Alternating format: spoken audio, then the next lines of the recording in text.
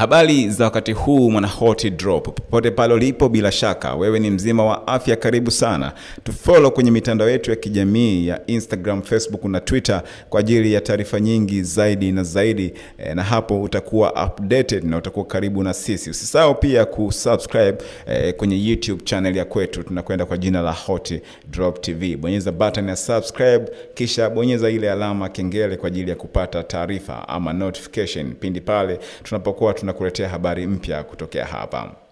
Rais mstaafu wa Marekani Barack Obama amemtaja aliyekuwa waziri mkuu wa Kenya Raila Odinga kama shujaa aliyepigania demokrasia sio tu nyumbani Kenya bali kote barani Afrika. Katika ujumbe wake wa risala ya lambilambi kwa Wakenya, Obama alimkumbuka Odinga kama mtoto wa juhudi za kupigania uhuru wa nchi, hasa ambaye baba yake alifungwa na serikali ya mabeberu kwa ajili ya kutaka Kenya kuwa uhuru mnamo mwaka 1952. Mara kwa mara nilipokutana naye nilishuhudia akiweka taifa mbele ya haja zake binafsi, na kama kiongozi wengine duniani alikuwa tayari kufuata barabara ya kutaka maridhiano na upatanisho hata baada ya muda mgumu, alisema Barack Obama katika ujumbe wake huu ambao aliutuma kwa Wakenya.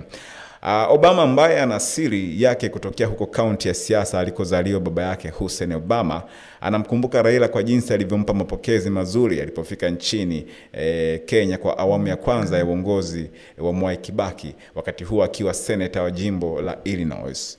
Raila aliandamana na Rais Obama kuelekea huko Kogero kwenye boma la babu yake na alikoishi nyanya yake Sarah Obama. Obama ambaye alikutana na kushirikiana na Odinga hasa alipokuwa waziri mkuu wa Kenya, amesema pia maishani mwake Raila alitoa mfano mkubwa sio tu kwa Kenya na barani Afrika bali duniani kote, na anasema ninajua wengi watamkosoa lakini watakumbuka kwa dhati.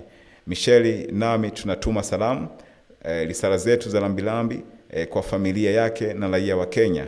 Alimaliza kwa kusema hivyo Barack Obama, rais wa zamani wa Marekani.